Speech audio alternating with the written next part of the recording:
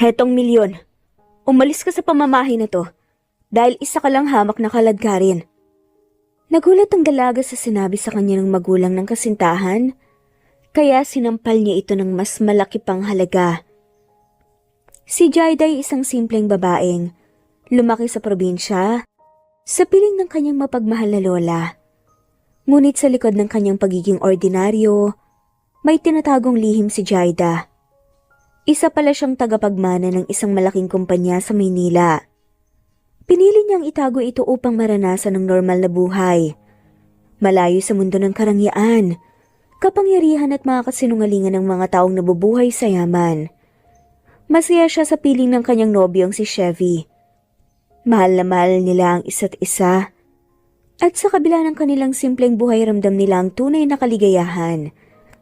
Ngunit sa bawat pagdalaw nga nila sa bahay ng magulang ni Chevy, laging nararamdaman ni Jaida ang bigat ng loob. Hindi siya gusto ng ina ni Chevy. Sa tuwing pupunta sila roon, lagi nga siyang binabatikos mula sa pananamit niya, sa pinanggalingan niya, hanggang sa paraan ng kanyang pananalita.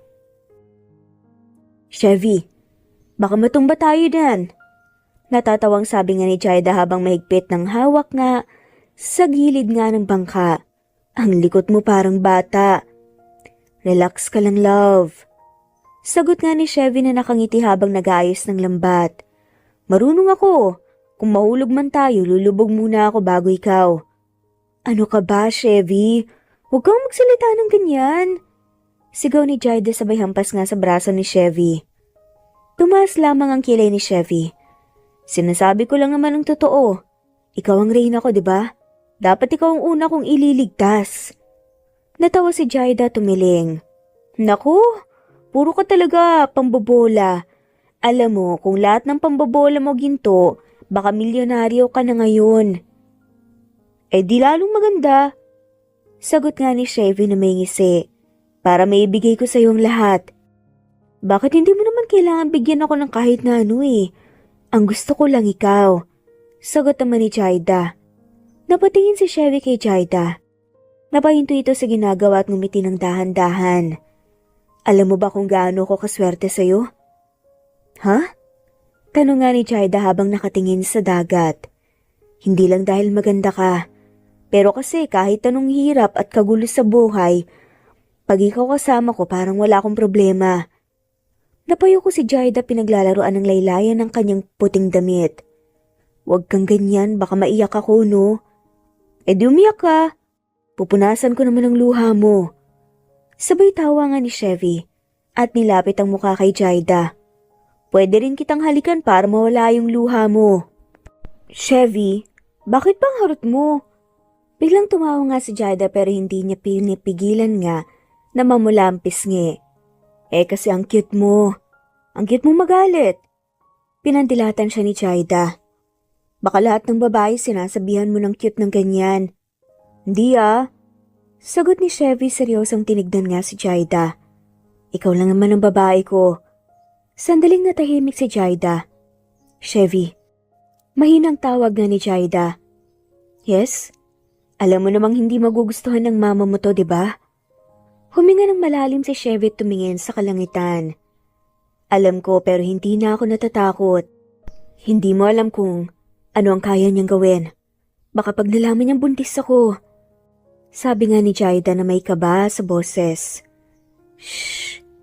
Pagpuputol nga ni Chevy sabay yakap kay Jaida mula sa likod. Wala munang baka. Ang isipin mo lang ngayon, tayo. Hindi sila. Hindi yung sasabihin ng iba ko lang at ikaw. Pero Chevy, hindi ko alam kung kaya kong harapin yung galit ng mama mo kapag sinuway mo pa siya. Mahinang sabi nga ni Jaida. Hindi mo siya kailangan harapin mag-isa. Kasama mo ako kahit anong mangyari. Hindi kita iiwan. Hindi ko hahayaang saktan kanila. Sagot nga ni Chevy. Ang tapang mo ha. Paano kung mama mo na mismo ang sumugod sa bahay ko? E di sasalubungin ko siya. Sagot nga ni Chevy. Sasabihin ko, gusto ko siya. Mahal ko siya at siyang magiging nanay ng anak ko. Napangiti si Jaida at napailing. Seryoso ka ba sa sinasabi mo? Hindi ako nagbibiro. Sagot ni Chevy seryosong mga mata. Jaida, mahal kita. Kung gusto mong umalis tayo sa lugar na to, gagawin ko. Kung gusto mong magsimula tayo sa malayo, kahit sa ibang probinsya, game ako basta. Kasama kita. Chevy. Hinawakan ni Jaida ang mukha nga ni Chevy at marahang hinaplos ang pisngi. Minsan nga naisip ko, deserve ba talaga kita? Ngumiti nga si Chevy. Mali ka. Akong hindi deserving sa'yo. Pero nandito pa rin ako kasi hindi mo ako tinataboy. Gusto mo bang itaboy kita? Tanong nga ni Jaida at kunwaring seryoso. Subukan mo. Tignan mo kung lalayo ako. Sagot nga ni Chevy na may ngisi. Napatawa nga si Jaida. Hindi ko kaya. Lalo na pag ganyan ka magsalita. E di wag mong subukan. Sagot ni Chevy sabay lapit ng mukha niya. Kasi pag tinaboy mo ako, babalik din ako. Mas matigas pa ako sa bato. Chevy. Sad nga ni Jaida pero hindi na nga siya nakaiwas pa. Nang marahang idinampi na nga ni Chevy ang labi niya sa pisngi nito. Pagkatapos ng ilang segundo sabay silang natawa. Pagkalipas ng ilang sandali nilapit nga ni Chevy ang labi niya sa tenga ni Jaida at bumulong. Love, gusto mo bang magtayo tayo ng bahay dito? Sa tabing dagat, ikaw magluluto. Akong mangingisda. Napatawa nga si Jaida. Baka mamaya, puro isda na lang ang kinakain natin araw-araw. Di okay lang. Basta ikaw ang kasama ko. Kahit tuyo, masarap pag ikaw ang katabi ko. Alam mo, ang corny mo talaga. Pero ang cute mo pa rin. Tawang-tawa nga si Jaida at halos mapaluha nga sa kakatawa. Kasi ikaw ang inspirasyon ko Banat na naman ni Chevy sabay ngiti. Umiling nga si Jaida. Sana Chevy kahit anong mangyari, huwag mong kalilimutan tong araw na to. Hindi ko makakalimutan. Sagot nga ni Chevy. Sabay sabing, kasi dito ko na-realize na kahit anong mangyari, kahit anong yaman, kahit anong ganda ng buhay, wala nang masihigit pa sa pakiramdam na kasama ka. At sa sandaling yon parang huminto ang oras. Ang dagat ay tila naging saksi sa pagmamahalan nilang totoo. Malayo sa gulo ng mundo. Niyakap siya ni Chevy ng mas mahigpit. Chevy, kung sakaling may mangyaring hindi natin inaasahan, huwag mong hayaang pera at galit ang sumira sa atin. Walang kahit sino o anong bagay ang kayang sirain tayo. Dahil hindi ako papayag. Nakatitig lamang si Jaida kay Chevy. Ngumiti si Jaida, sabay marahang humilig nga sa dibdib ni Chevy. Dito muna tayo Huwag muna tayong bumalik. Sige lang. Sagot nga ni Chevy sabay haplos sa buhok ni Jaida. Hanggang gusto mo, dito lang tayo. Ilang oras pang makalipas ng tawanan at kwentuhan nila sa bangka habang nasa tubig. Bumalik na nga sila. Basa nga ang kanilang mga paa at ang tawanan nila ay umaalingaw-ngaw pa nga habang humahakbang papunta sa bahay ni Lola Tara. Ang bahay ay gawa sa kahoy. May malawak na veranda at amoy pa rin ng bagong lutong tinola na paborito ni Jaida. Sa ilalim ng puno ng mangga, may nakasabit sa duyan at doon nakaupo ang matanda. Hawak ang pamaypay at nakangiti habang pinapanood silang papalapit. Lola! Tawag ni Jaida sabay takbo nga palapit. Sumalubong kagad si Lola Tara. Bagaman, mabagal na ang kilos dahil sa edad at niyakap ng mahigpit ang apo. Aba apo, ang ganda-ganda mo pa rin kahit nangingitim ka na sa araw. Natatawang sabi nga ni Lola Tara habang hinahaplos ang buhok ni Jaida. At ikaw naman, mas lalo kang tumangkadiho. Akala ko hindi mo na ibabalik tong apo ko. Napakamot nga si Chevy at medyo nahihiya pa. Hindi po Lola. Kahit anong mangyari, uuwi po kami dito. Ganun ba? At bakit pawis na pawis ang apo ko? Hindi mo naman siguro pinahirapan, di ba?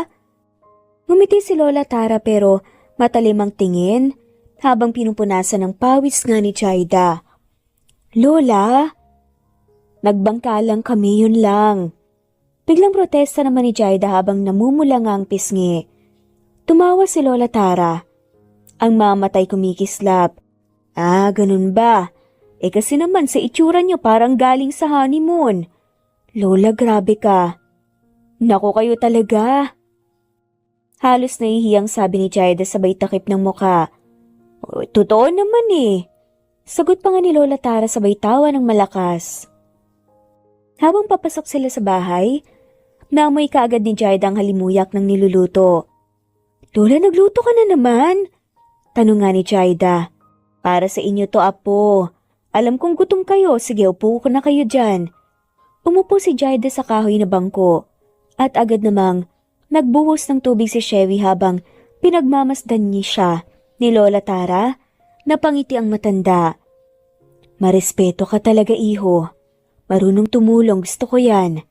Hindi lahat ng lalaki marunong gumalang sa matatanda, lalo na pagpogi. Sabi nga ni Lola Tara. Napatawa nga si Chevy. Nako Lola, hindi po ako pogi, sadyang mabait lang siguro. Bait mo nga eh. Pero may tinatago ka bang kalokohan? Tanong nga ni Tara sabay taas nga ng kilay. Wala po. Mabilis na sagot nga ni Chevy pero halatang kinakabahan. Bantayan mo yung apo ko. Marunong yan magmahal. Pero pag nasaktan hindi basta nakakalimot. Napatigil nga si Jaida. Biglang humina ang ngiti niya. Lola? Bulong nga ni Jaida. Ano ka ba apo? Lola mo ako kahit anong mangyari kakampi mo ko. At alam kong mahal mo siya. Sabi nga ni Lola Tara tinaplos nga ang kamay ni Jaida. Tahimik si Jaida sandali saka tumingin kay Chevy na nakatitig lang din sa kanila. Opo Lola, mahal ko siya. Sigurado ka? Tanong nga ni Lola Tara. Ngumiti si Jaida at marahang tumango. Opo, sigurado ako. Biglang bumuntong hininga si Lola Tara saka nagsimulang magsandok ng ulam. Di kain muna tayo. Masarap kumain pag may inspirasyon. Habang kumakain si Jaida tahimik lang. Paminsan-minsan sinusulyapan nga si Chevy na abala sa paglalagay nga ng sabaw sa mangkok ni Lola Tara. Tignan mo tong lalaking to. Marunong pang mag-asikaso ng matanda. Hindi ako nagkamali sa'yo. Ngumiti si Chevy at nahihiyang tumango. Pag may oras po gusto ko pong matuto magluto ng sinigang. Gaya niyo. Ha? Marunong kang magluto, iho? Tanong nga ni Lola Tara. Marunong po magprito ng itlog. Sagot nga ni Chevy sabay tawa. Ay naku, kawawa naman tong apo ko kung ganun. Biro pa ni Lola Tara. Lola, ako naman marunong magluto. Huwag ka nang mag-alala, hindi kami magugutom. Oo nga po. Sabat nga ni Chevy. Sabay sabi pa nga. Ako taga-kain, siya taga-luto. Natawa na nga lamang si Lola Tara. Pero tandaan niyo anak, hindi puro lambing ang pundasyon ng pag-ibig. Kailangan matatag kayo. Kapag dumating ang panahon na subukan kayo, huwag niyong iwanan ng isa't isa. Tahimik ang dalawa. Si Jaida ay marahang tumingin kay Chevy at sa titig nilang yun tila may unawaan nga. Lola, paano mo malalaman kung tama pa ba ang pinaglalaban mo? Kapag kahit masakit pipiliin mo pa rin. Kapag alam mong hindi ka lang basta kumakapit, hindi basta-basta kundi lumalaban para sa taong mahal mo. Sagot nga ni Lola Tara. Pero paano kung lahat ng paligid laban sa'yo? Tanong nga ni Jaida. Halos pabulong. Apo, hindi mo kailangan ipaliwanag sa lahat kung bakit mo mahal ang isang tao. Basta alam ng puso mo. Ang importante marunong kayong magpatawad. Magtiwala at manindigan. Napayo ko si Jaida at marahang huminga. Lola, may gusto kong sabihin. Nagtaas ng tingin nga si Lola Tara. Ano yun na po? Lola, buntis po ako. Sandaling natahimik ang paligid. Kahit ang mga ibon sa labas ay parang huminto sa paglipad. Si Chevy natigilan at si Lola Tara naman ay napasandal sa upuan. Nakatitig lang sa apo. Buntis? Mahinang ulit nga ni Lola Tara. Tila hindi makapaniwala. Opo. Sagot ni Jaida at halos pabulong nga na nanginginig ang boses. Lola, alam kong hindi ito yung plano mo para sa akin pero masaya ka ba? Pagputol naman ni Lola. Nakatingin ng diretso sa mga mata ni Jaida. Tumango si Jaida sabay hawak sa kamay ni Chevy. Opo Lola, masaya po ko. Natatakot ako oo pero masaya. Tahimik nga si Lola Tara sandali, saka ngumiti. E di yun ang mahalaga. Ang bata biyaya yan, hindi kahihiyan. Napasinghap si Jaida sabay yakap nga ng mahigpit sa kanyang lola. Salamat Lola, akala ko magagalit ka. Magagalit ako. Sa apo kong may pusong marunong magmahal. Siyempre hindi. Mas natakot ka kung wala kang tapang magmahal. Sagot nga ni Lola Tara habang hinaplos ang buhok nga ni Jaida. Ang mahalaga may respeto kayo sa isa't isa. At ikaw Chevy. Sabay lingon nga ni Lola Tara kay Chevy. Handa ka bang panindigan to? Handa po. Sagot ni Chevy at walang paghalinlangan. Mahal ko po si Jaida. Hindi ko po siya iiwan kahit kailan. Ngumiti si Lola Tara. Mabuti. Dahil kapag iniwan mo yan, ako mismo hahanap sa'yo kahit saan ka magtago. Natawa si Jaida habang umiiyak. Lola, grabe ka talaga. Totoo naman eh. Gusto ko lang masiguro na may mag-aalaga sa'yo. Sa inyo. Habang lumulubog na ang araw, tumayo si Lola Tara at tinapik nga ang kamay ng dalawa. O siya, tama na yung drama. Halika, tulungan niyo ako maglinis sa kusina. Tumayo nga si Jaida, tinulungan ng Lola at sinunta naman ni Chevy. Habang sabay silang hinuhugasan ng mga pinggan na pinagkainan nga ng dalawa at ngumiti. At mula sa pinto pinagmamasdan sila ni Lola Tara. May ngiti sa labi at luha sa mga mata. Ang pag-ibig nga naman talaga. Minsan nakakatakot pero kung nagmamahalan ng sobra walang kailangan ikatakot. Samantala sa isang malaking mansyon tahimik ang paligid maliban sa tunog ng mataas na takong ni Doña Cheska na paulit-ulit na tumatama nga sa marmol na sahig. Galit na galit parang bulkan na sasabog anumang oras. Sa harap niya nakaupo sa malambot na upuan ang anak niyang si Krisha. Hawak ang cellphone at nagpipinta ng kuko habang nakataas ang isang kilay. Hindi ko na alam kung anong klaseng anak meron ako. Sigaw nga ni Doña Cheska. Chevy. Lagi na lang si Chevy. Araw-araw may balita ako tungkol sa kanya. At doon sa babae niyang taga-probinsya. Diyos ko, Krisha, nakakahiya. Napabantong hininga nga si Krisha. Tinignan ng ina at bahagyang ngumiti ng may pangaasar. Mommy, bakit ba sobrang apektado ka? Hayaan mo na si kuya. Kung gusto niya yung babaeng yun, di bahala siya. Hindi naman tayo magpapakasal. Malaki na siya. Napatingin nga si Doña Cheska sa anak. Parang gusto nga itong sabunutan. Krisha, wala kang pakialam sa dangal ng pamilya natin? That girl Jaida, wala siyang pinangaralan. Wala siyang breeding. Wala siyang class. Hindi siya bagay kay Chevy. Wala siyang class pero siya ang mahal ni kuya. So what's wrong with that? Sagot nga ni Krisha na hindi man lamang nag-angat ng tingin. At saka hindi mo ba napapansin, Mommy? Lalo silang nagmamahalan kapag pinapakailaman mo. Tumayo si Doña Cheska at nilapitan ng anak. Krisha, hindi mo naintindihan. Ang kapatid mo ay ipapakasal sa isang babae na halos putik lang ang pinagmulan. Hindi pwede yun. Napahagik-gik nga si Krisha. Putik nga siguro pero hindi mo alam. Baka mas matibay pa nga siya kesa sa mga plastic dito sa bahay, Mommy. Krisha. Ngumiti lang si Krisha ng matalim. What? Totoo naman ah. Alam mo, Mommy, minsan nakakapagod na ring marinig araw-araw si Kuya.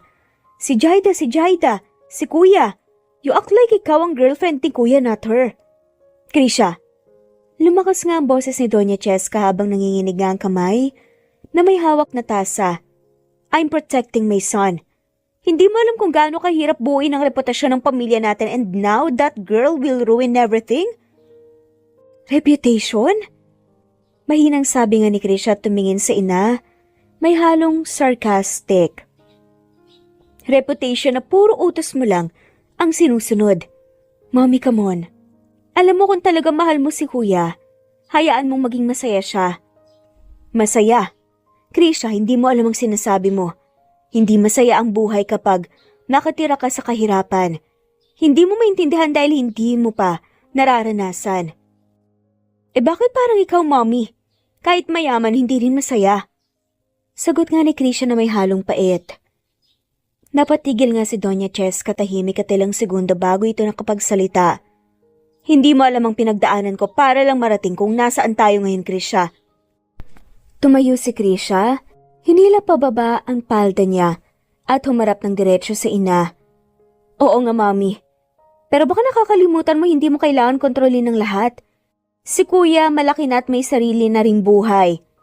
Hindi ko siya kinokontrol. I'm saving him from a mistake. Sigaw pa nga ni Doña Cheska. Kung mistake man si Jaida, hayaan mo siyang matutong masaktan. Pero kung hindi siya mistake, Mommy, baka siya nga yung tama na hindi mo lang kayang tanggapin. Huminto si Krisha at sandali nagkibit balikat. Umiling si Doña Cheska humakbang palapit kay Krisha. You don't understand, anak. Hindi mo alam kung anong klaseng babae yun. Nakikita ko sa mga mata niya ginagamit lang niya ang kapatid mo. Or maybe ikaw lang sanay gumamit, Mommy. Malamig na sagot pa nga ni Krisha. Tumigil sa paghinga si Doña Cheska sa narinig. Ang tingin niya sa anak ay halong gulat at galit. Anong ibig mong sabihin? Tumawa si Krisha ng mapait. Nothing. Pero alam mo, Mommy, minsan iinggit din ako kay Kuya eh. At least siya marunong magmahal nang hindi tumitingin sa estado ng buhay. Ako, natutunan kong tumingin sa presyo bago ko matignan ng kabutihan. Salamat sa'yo. Yan ang impluwensya mo. Krisha, anak, hindi mo alam kung bakit ako ganito. Gusto ko lang siguraduhin na hindi tayo babalik sa hirap. Halos mapaluha pa nga saad nga ni Doña Cheska sa kanyang narinig. Pero Mommy, baka hindi kahirapan ang kinatatakutan mo, ang totoo natatakot ka lang na mawalan ng kontrol. Tahimik ng ilang segundo lang. Krisha, kung alam mo lang kung gaano ko kamahal ang kapatid mong yon. Mahinang ngunit mariin ang tono nga ni Doña Cheska. Pero hindi mo siya pinagkakatiwalaan. Love without trust, Mommy, is still control. Putol nga ni Krisha sabay tawa ng marahan. Krisha, enough! Ngumiti si Krisha at tumayo at kinuha nga ang handbag sa mesa. Fine. Basta ako hayaan mo si Kuya sa gusto niya. Kung mapapahamak man siya, siya na yung matututo. At least wala siyang pinagsisihan. Hindi yung ikaw yung laging nagdedesisyon para sa kanya. Krisha, bumalik ka rito! Tawag pa nga ni Doña Cheska habang naglalakad palabas ang anak. Good night, Mom. Try to sleep, ha? Pagkasara ng pinto na natiling nakatayo si Doña Cheska, sa gitna ng silid nilingon niya ang malaking larawan ni Chevy sa dingding nakangiti at masaya. Anak, hindi mo lang alam ginagawa ko to para sa'yo. Mahinang sabi pa nga ni Doña Cheska. Ngunit kahit gaano niya subuking kumbinsihin ang sarili, ramdam pa rin niyang may parte sa puso niya na alam ang totoo, na hindi lang galit ang nagtutulak sa kanya, kundi takot.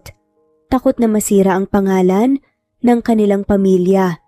Makalipas ang ilang linggo, tila nagbago ang takbo ng buhay ni Jaida at Chevy.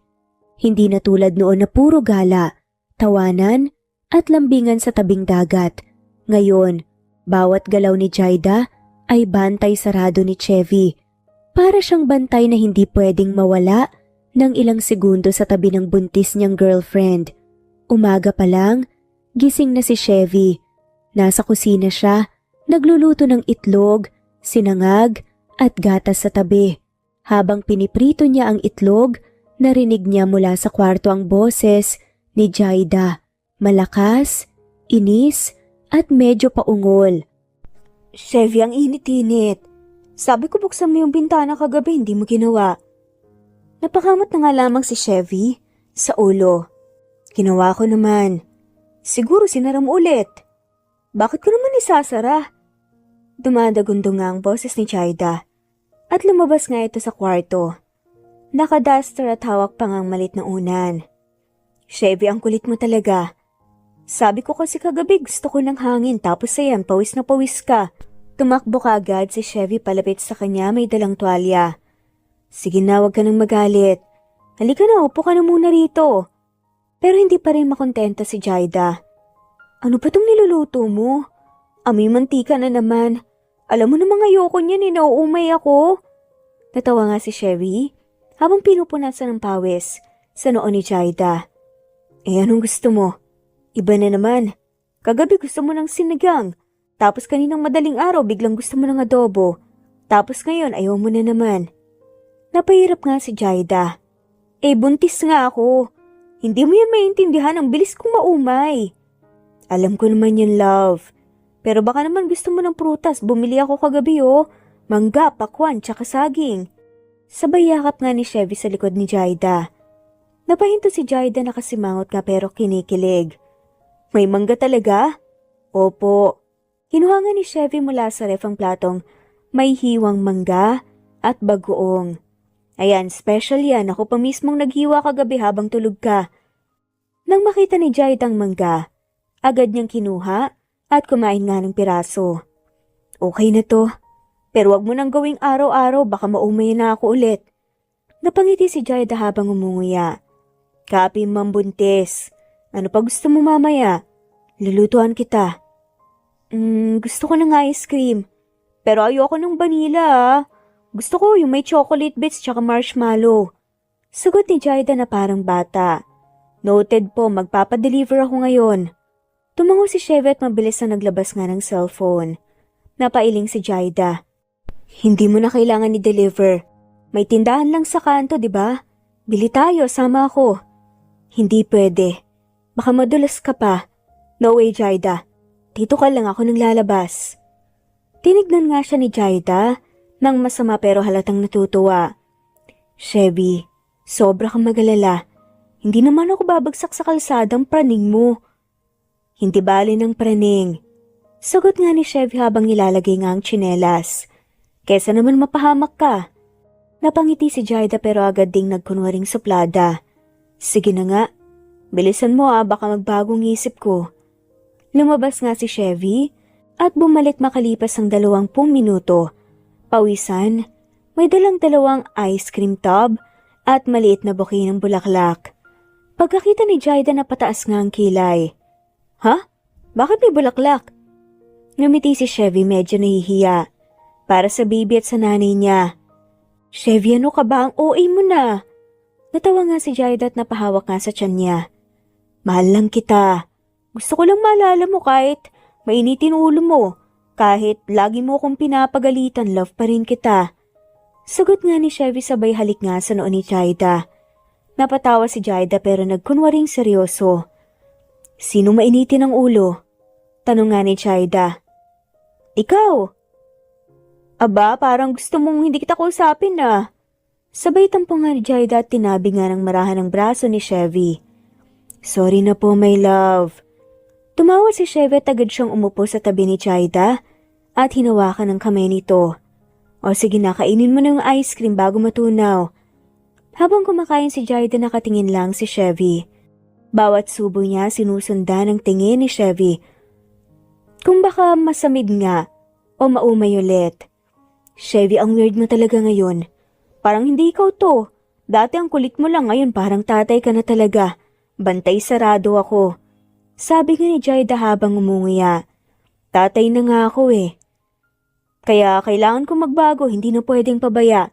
Dapat siguradong ligtas kayong dalawa. Sagot nga ni Chevy habang hinahaplos ang tiyan ni Jaida. Napahinto si Jaida at tumingin kay Chevy.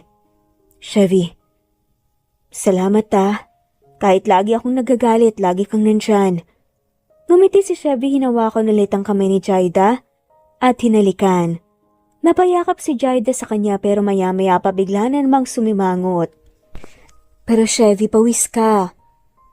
Natawa na nga lamang na malakas si Chevy. Galing ako sa labas, love Yung ice cream mo kasi. Maligo ka muna bago mo ako yakapin ulit. Sad nga ni Jaida. Oo na po pero halik muna please. Chevy, sige na nga pero isa lang Pilit niyang tinutulak pero napatawa na nga lamang din. Agad niyang hinalikan si Jaida sa pisngi. Isa lang yan Sabi nga ni Chevy na nakangiti nga ng todo.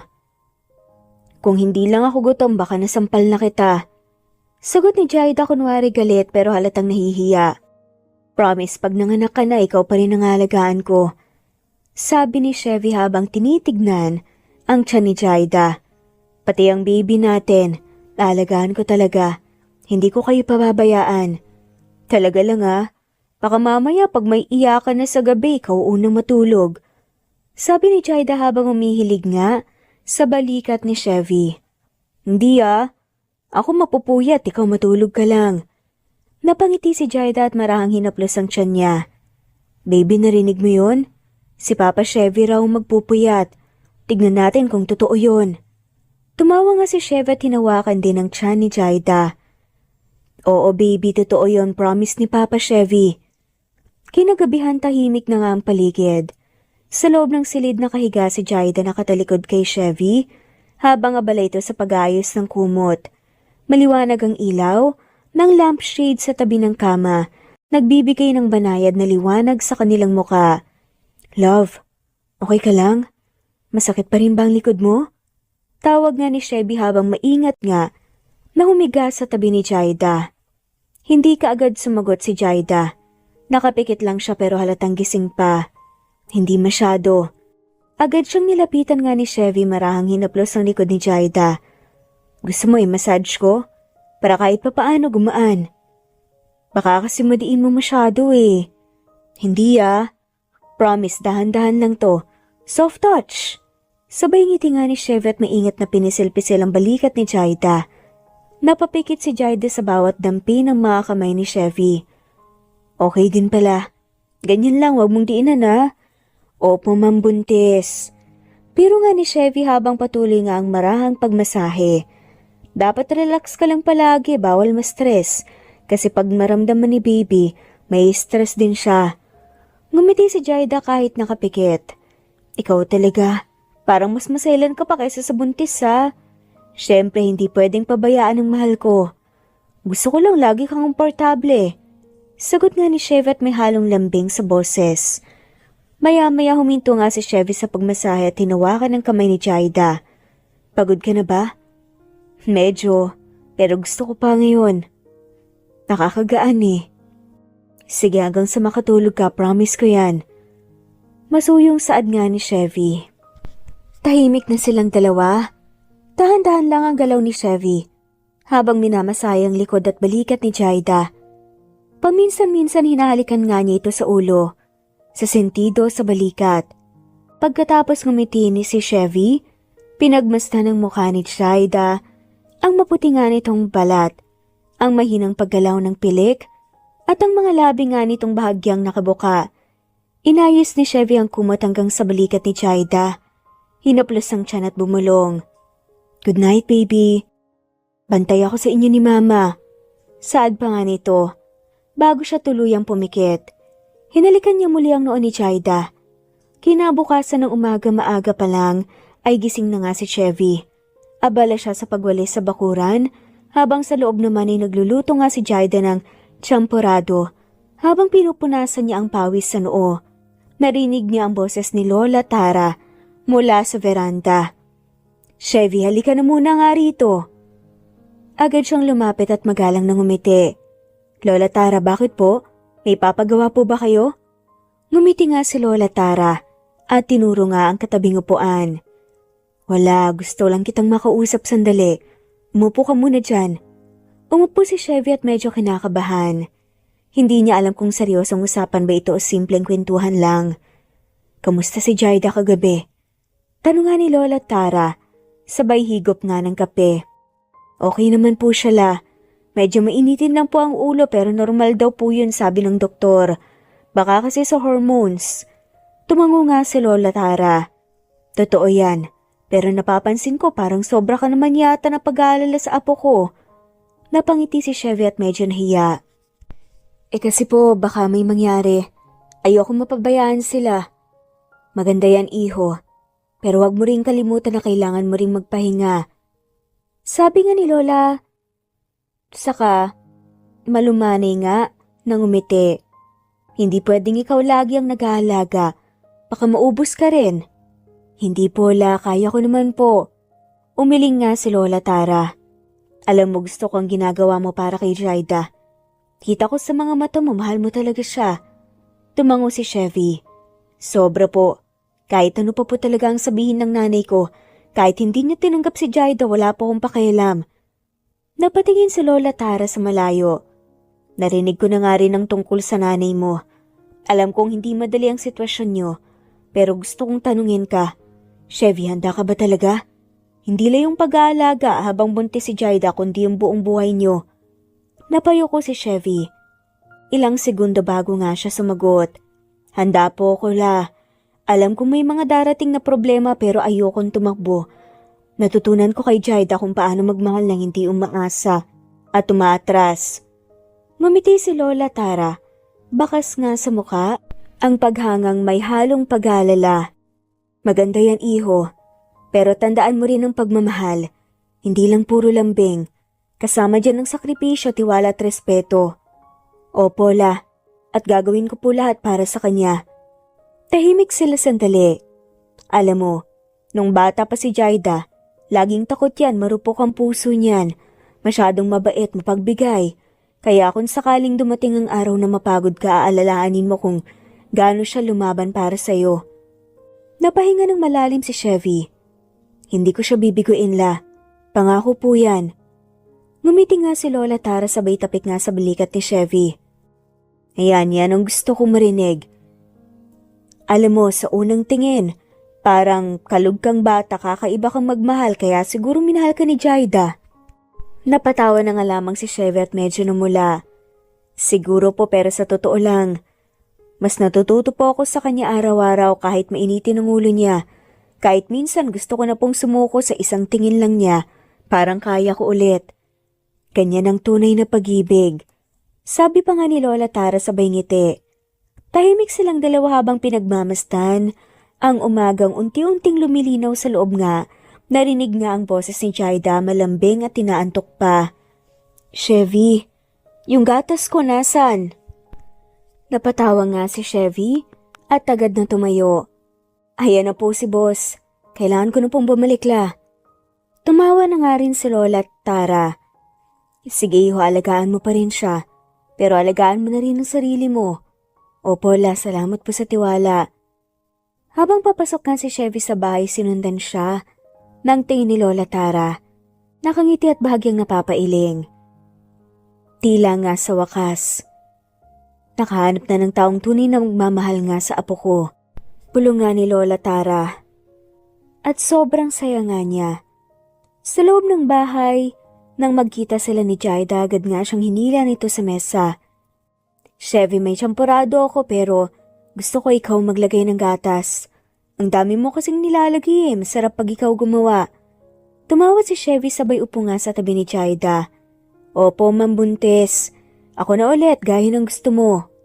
Makalipas ang ilang buwan, sa bahay ng pamilya ni Chevy, mainit ang hapon sa malawak na hardin ng pamilya sa veranda. Nakaupo si Doña Cheska nakataas ang kilay habang hawak ang tasa ng kape. Kanina pa siya naglalabas ng inis. Halatang may lalim na iniisip. Sa loob ng bahay naroon ang anak niyang si Krisha. Nag-aayos sa mga bulaklak nakikinig sa pagrereklamo ng ina. Hindi ko talaga maintindihan ko nung nakita ng kapatid mo sa babaeng yun. Buliw pa nga ni Doña Cheska halatang hindi pa rin matanggap si Jaida. Mas lalo siyang nainis at nagalit nga dahil hindi pa rin umuwi o dumadalaw si Chevy sa kanila. Napatawa nga si Krisha. Hindi dahil natutuwa kundi dahil sanay na nga siya sa ganitong eksena. Mama, sabing wag ka nang mainis. Sarili mo lang mababaliw. Sabing hayaan mo na lang sila. Hayaan? Krisha, paano kung malaman ng mga tao na ang magiging apo ko ay galing sa simpleng babae na mas mabait pa sa lahat ng nakilala mo? Putol nga ni Krisha at medyo pilyang ngiti sa labi. Mama, minsan lang magmahal si Chevy. Kung masaya siya, hayaan mo na. Malay mo, baka siya yung magpabago sa kapatid ko. Napahinto si Doña Cheska pero agad ding tumikhim. Pilit pinanatiling mataray ang boses. Basta, ayoko ng ganyang klaseng babae. Kung ako lang masusunod, dalisin ko yan sa buhay ng anak ko. Pero bago makapagpatuloy nga si Donya, Narinig nila ang malakas na tawa galing sa babae. Napatingin si Krisha sa bintana tagad na kumunot ang noo at napangiti pa. Ayun, dumating na si kuya. Tignan mo yan, mama. Parang saya-saya. Pumasok nga sa gate si Chevy, bit-bit nga ang isang maliit na paper bag. Nakasuot si Chevy ng simpleng polo. Medyo pawisan pero hindi maipinta sa mukha ang saya habang may magandang balita. Good afternoon, mama. Bati pa nga ni Chevy habang lumalapit nga halatang hindi alintana ang atensyon sa paligid. Krish, guess what? Sabay kindat nga ni Krisha. Mukhang may good news ka. Napailing si Chevy sa ngiti. Tumingin siya kay Doña Cheska na nakataas nga ang kilay at parang may kutob na. Mama, magiging lola ka na. Halos mabitawan nga ni Doña Cheska ang tasa ng kape. Ano? Anong sabi mo? Tumingin si Chevy diretso kay Doña Cheska at walang alinlangan. Buntis si Jaida, ma. Tatay na ako. Tahimik at ilang segundo lang, pero parang tumigil ang oras. Si Krisha ang unang nakabasag. Sa katahimikan, bigla nga siyang napasigaw. Oh my gosh! Totoo ba yan, kuya? Sabay lapit nga ni Krisha kay Chevy at halos mapatalon na nga sa tuwa. Grabe, magiging tita na ako! Natawa nga si Chevy sa reaksyon ng kapatid. Totoo yan. Ilang buwan na nagpapahinga siya ngayon. Kaya ako na lang pumunta. Gusto ko sanang sabihin ng personal. Hay nako kuya, ang saya ko para sa inyo. Alam mo ba matagal ko nang gusto si Jaida para sa'yo? Ang bait nun. Parang hindi mo deserve minsan. Grabe ka naman. Ang ganda kaya ng asawa ko. Soon to be wife pa lang. Balik nga ni Krisha sabay tawa. Ngunit sa kabilang banda hindi pa rin makapagsalita si Doña Cheska. Nanatili siyang tahimik nakatingin sa anak. Parang hindi alam kung matutuwa ang magwawala. Sa huli, malalim niyang bumuntong hininga at lumabas. Chevy, alam mo bang hindi ganyan ang pangarap ko para sa'yo? Mahinang ani nga ni Doña Cheska. Tumango si Chevy at lumapit sa ina at tumupo nga sa tabi nito. Alam ko, ma. Hindi ko rin pinangarap na masaktan ang babaeng mahal ko. Gusto kong iparamdam na hindi siya nag-iisa at yung bata anak ko siya, ma. Wala akong balak itago yan. Napatingin si Doña Cheska sa anak. May mga bakas ng galit pero may halong emosyon. Paano kung hindi niya kaya? Alam mo naman ang buhay natin, Chevy. Hindi ganun kadali. Ma, hindi mo siya kilala tulad ko. Maganda si Jaida sa labas at panloob. At hindi lang siya basta babae. Siya yung babaeng kahit ilang beses mong insultuhin, ngingitian ka pa rin. Siya yung babaeng kahit walang pera may dignidad. Siya yung gusto kong makasama sa habang buhay. Tumango si Krisha sabay ngiti. Tama si Kuya, Mama. At saka tingin ko, mainit ang dugo mo kay Jaida kasi hindi mo pa siya nakikilala. Natahimik nga muli si Doña Cheska. Pinilit niyang iwasan ang mga tingin ng dalawa. Pero hindi niya maitago ang biglang pagluwangga ng dibdib. Basta. Mahinang ani nga ng Donya. Ayoko masaktan ka, Chevy. Kung totoo talagang mahal mo siya, patunayan mo. Gagawin ko, ma. Hindi ko siya iiwan, hindi ko kayo papahiya. Tugon nga ni Chevy at may tapang sa mata. Pagkatapos nun tumayo nga si Krisha. Napakamot na nga lamang ng ulo at ngumiti ng malaki. Diyos ko, ang saya ko talaga. Magiging tita na ako pero mama, alam mo bang, pag babae yung baby gusto ko akong magbigay ng pangalan? Napangiti si Doña Cheska kahit pilit. Ang bilis mo naman. Hindi pa nga lumalaki yung tiyan ng babae. Excited na ako eh. Promise kapag lumabas na yung baby ko, ako ang unang mag-aalaga pero huwag ka mag-alala mama, tutulungan ko si kuya para magustuhan mo si Jaida. Napailing nga si Doña Cheska. Tignan natin. Sabi na nga lamang ng Donya saka sabay ngiti. Baka sakaling mali nga ako sa unang tingin. Ngumiti si Chevy at nakahinga ng maluwag. Masalamat. Hindi mo alam kung gaano ko yan pinangarap na marinig. Ngunit hindi alam ni Chevy na ang pinapakita ng kanyang ina ay pagpapanggap lamang dahil mas lalo lang nagalit si Doña Cheska sa nalaman. Mas lalo niyang hindi matanggap si Jada para sa kanyang anak. Kaya kung ano-ano na ang naiisip ni Doña Cheska. Ilang linggo makalipas, mas lalong alagang-alaga ni Chevy si Jada na mainitin pa rin ang ulo dahil sa pagbubuntis, bumibigat na rin ang tiyan ni Jada at minsan ay hirap na siyang maglakad. Linggo. Mainit ang umagang iyon pero sa loob ng bahay malamig at maaliwalas. Amoy gatas, amoy bagong laba at amoy sinangag.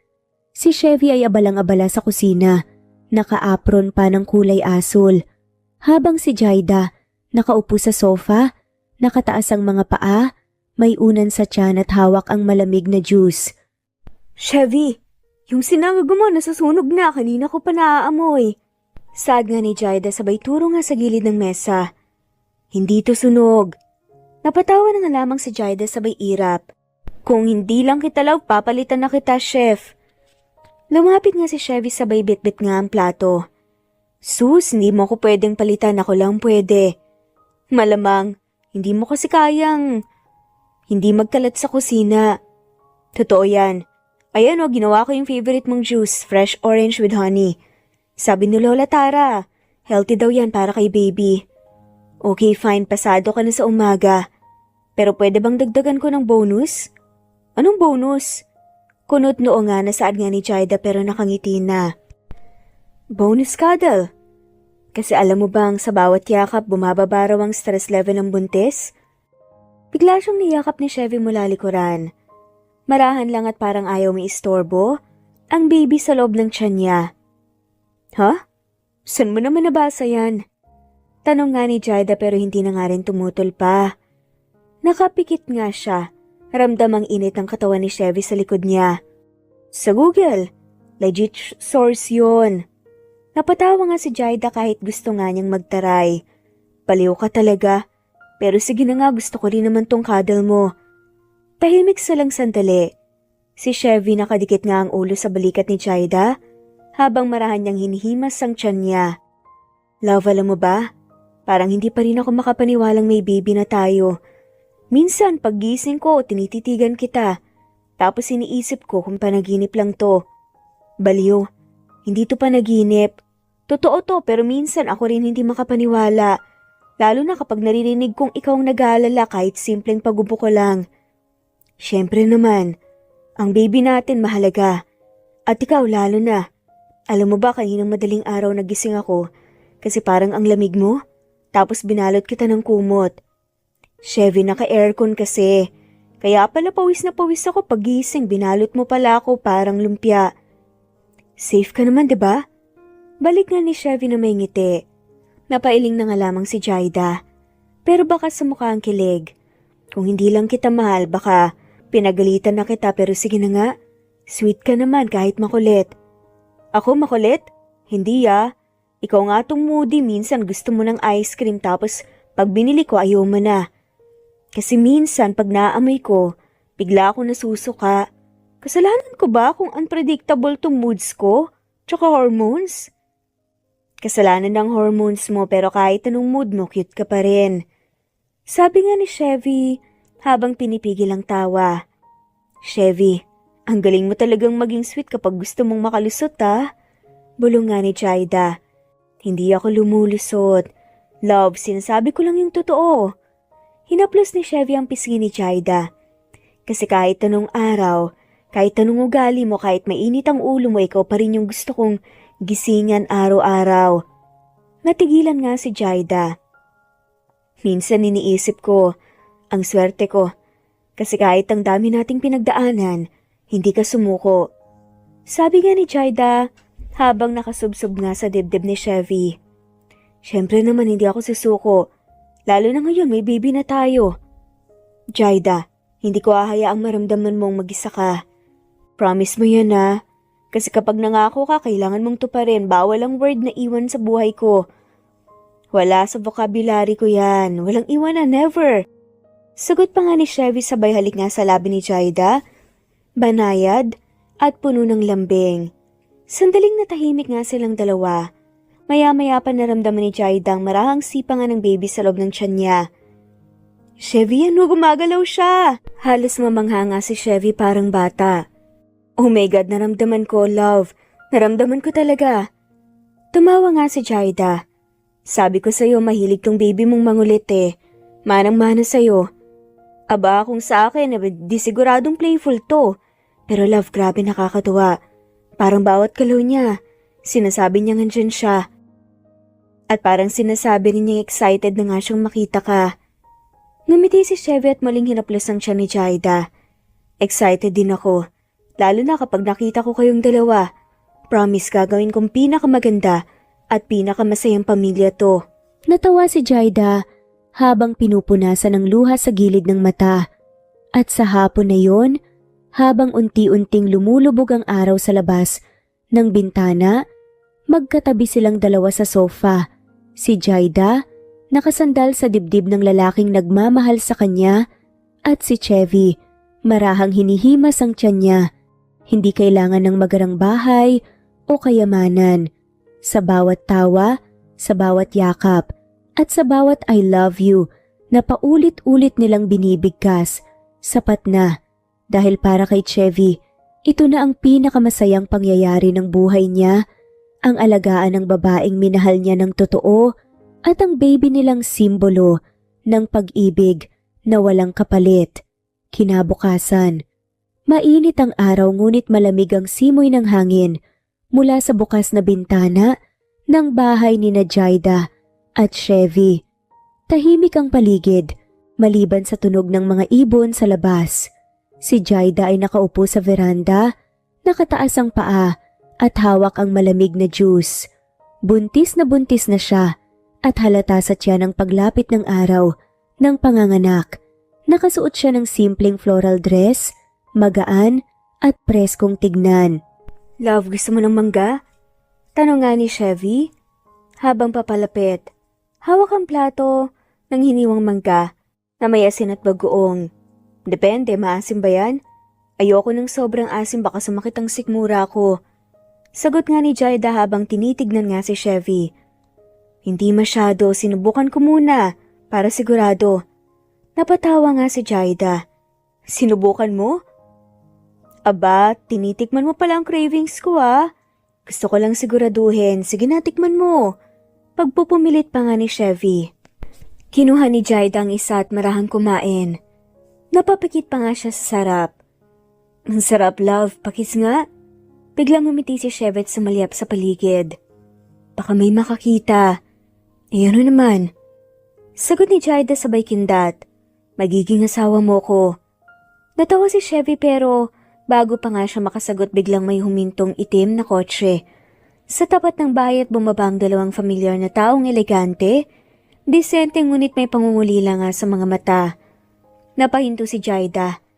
Natulala sandali bago biglang kumislap ang kanyang mga mata. Mama, Papa? Bulong nga ni Jaida at halos hindi makapaniwala. Agad siyang tumayo kahit pinigilan nga ni Chevy. Love, dahan-dahan lang, baka madulas ka. Pero hindi nakinig si Jaida. Paglabas ni Jaida sa veranda, sinalubong siya ng dalawang taong matagal na nga niyang hindi nakita. Sina Doña Teresa at Don Emilio Villarreal. Kilala sa mundo ng negosyo bilang isa sa mga pinakamakapangyarihang mag-asawa sa bansa. Ngunit para kay Jaida, sila ang kanyang mga magulang na matagal na nga niyang hindi nayakap. Anak, mahinang sabi nga ni Doña Teresa at agad niyakap nga si Jaida ng mahigpit. Anak, miss na miss ka na namin. Ma, ang tagal ko na po kayong gustong makita, pasensya na kung hindi ka agad ako nakabalik. Napayak si Jaida habang niyayakap ang ina pabalik. Lumapit nga si Don Emilio at hinaplos pa nga ang buhok ng anak. Jaida, iha, hindi mo kailangan humingi ng sorry. Naintindihan namin gusto mo ng normal na buhay at hinayaan ka naming maranasan yon. Niyakap din siya ng ama may higpit. Chevy, come here love, ito sina mama at papa. Tawag nga ni Jaida habang tumitingin kay Chevy na nakatayo sa pintuan at medyo naiilang pa. Lumapit nga ito halatang kabado ngunit nakangiti. Magandang hapon po ma'am sir. Ngumiti si Don Emilio at tinabot nga ang kamay nito. So ikaw pala ang lalaking nagpatibok ng puso ng anak ko. Opo sir. Siya po ang buhay ko at ang anak namin. Sagot ni Chevy na bahagyang namumula. Napatawa nga si Doña Teresa. Ang sweet mo naman, iho. Kaya pala hindi na umuwi si Jaida sa amin kasi busy sa pag-aalaga mo. Hindi naman po. Mahirap lang pong iwanan si Jaida lalo na ngayon malapit na po siyang manganak. Talagang alagang-alaga ka niya, anak. Sabi nga ni Doña Teresa sabay haplos nga sa pisngi ni Jaida. Nakikita ko sa kanya yung pagmamahal. Hindi puro salita, kundi may gawa. Ngumiti nga si Jaida. Mapa, hindi ko naman kayo kanalimutan. Gusto ko lang maranasan yung normal na buhay. Yung hindi ako yung anak ng may-ari ng Villarreal Group. Gusto kong maging si Jaida lang, ang babaeng marunong mamuhay ng simple. Tumango nga si Don Emilio. May ngiti. At proud ako sa iyo dahil doon, anak. Alam kong mahirap iwanan ng marangyang buhay pero pinili mo ang simpleng buhay. Hindi lahat kayang gawin yon. Pero wag mo sanang isipin na nakalimutan ka namin. Araw-araw kitang naiisip, anak. Lalo na ngayong nalaman namin na buntis ka. Sabi nga ni Doña Teresa. Narinig ko pa nga sa balita na hinahanap niyo daw po ko. Napangiti nga si Jaida. Siyempre naman. Pero nang malaman naming safe ka, pinilit naming wag munang makialam. Gusto naming respetuhin yung desisyon mo. Pero ngayon hindi ko na kayang hindi makitang magiging apo ko. Napangiti si Chevy at nagbiro. Sir, gusto niyo po bang makausap ang baby? Sabay pato nga ng kamay nga ni Chevy sa tiyan ni Jaida. Teka lang, baka marinig ka ni baby. Baka magulat. Napatawa nga silang lahat. Ngumiti si Teresa at tumingin nga kay Chevy. Alagaan mo ang anak ko, iho. Siya lang ang meron kami. Ang anak naming lumaki sa piling ng lola niya. Napangiti si Chevy at tumango. Hindi lang po anak niyo, ma'am. Sila po ang buhay ko. Hindi ko sila pababayaan ang anak namin. Naluha si Jaida. Pinisil lang kami ni Chevy. Love ang drama mo, ah. Hindi drama yun, love. Sagot nga ni Chevy. Totoo yun. Natawa si Don Emilio. Mukhang bagay na bagay nga kayong dalawa, magkasundo kayo kahit sa pagiging madrama. Napahagalpak na nga lamang si Jaida sa tawa. Ikaw talaga pa. Maya-maya naglabas na nga si Doña Teresa ng maliit na kahon mula sa bag. Jaida, ito para sa baby mo. Heirloom yan. Ng pamilya natin, sana ipamana mo rin sa anak mo balang araw. Pagbukas ni Jaida ng kahon, nakita niya ang maliit na gintong kwintas na may nakaukit na pangalan ng pamilya nila. Napaluha siya. Mapa, salamat po. Hindi ko akalaing dadalhin niyo to. Sad pa nga ni Jaida. Simula ngayon, hindi mo kailangan itago kung sino ka. Kahit gusto mo ng simple, alam namin kaya mong balansehin pareho ang pagiging isang Villarreal at ang babaeng nais ng simpleng buhay. Tumango si Jaida. Hindi ko kailanman ikinahiya kung saan ako galing pa. Gusto ko lang mamuhay ng payapa. Hindi dahil sa pangalan kundi sa kung sino talaga ako. Ngumiti si Doña Teresa. Sabay yakap nga ulit sa anak. At ngayon lalo kitang ipinagmamalaki. Hindi dahil sa yaman natin kundi dahil natutunan mong pahalagahan ng mga bagay na hindi mabibili ng pera. At doon naisip ni Jaida, hindi kailangang iwanan ang pinanggalingan para maranasan ang simpleng buhay.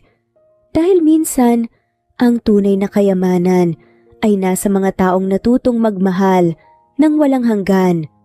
3 araw na natili ang mga magulang ni Jaida sa kanila.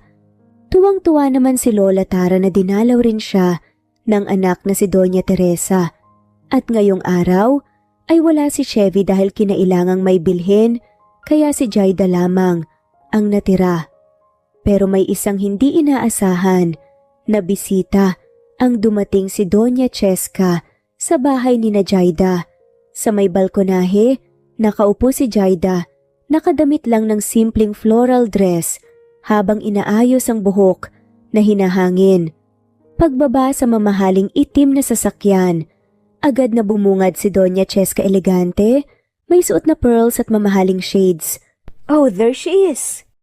Malamig ang boses ng ginang habang tinititigan nga si Jaida mula ulo hanggang paa. Ang babaeng nabilog ang ulo ng anak ko. Napatingin nga si Jaida.